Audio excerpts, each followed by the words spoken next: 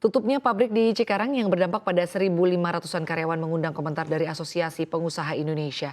Ketua Umum Asosiasi Pengusaha Indonesia Apindo Sinta Kamdani mengatakan, tutupnya pabrik tidak hanya dipengaruhi satu faktor saja, tetapi merupakan kombinasi beberapa faktor seperti perlambatan ekonomi dunia yang mempengaruhi demand produksi dan berkurangnya pendapatan, persaingan bisnis, tingginya ongkos produksi, maupun regulasi yang mempersulit iklim bisnis.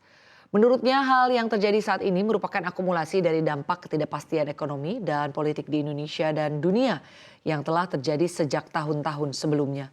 Menurutnya ke depan kondisi akan semakin baik meski permintaan ekspor dari pasar tradisional Indonesia masih tertekan karena pelaku usaha sudah semakin memperluas tujuan ekspor dan membidik pasar tujuan baru.